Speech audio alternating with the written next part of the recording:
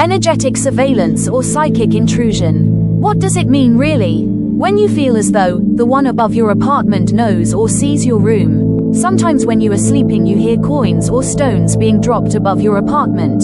It's because your psychic field is being scanned or watched. This doesn't always mean harm. Sometimes it's spirit guides checking in, but paired with footsteps, it often signals uninvited energies testing your boundaries. I have shared a video on my YouTube explaining what it means and what you can do and use during those moments you hear the sounds or footsteps. Channel link is on the description below and on my comments.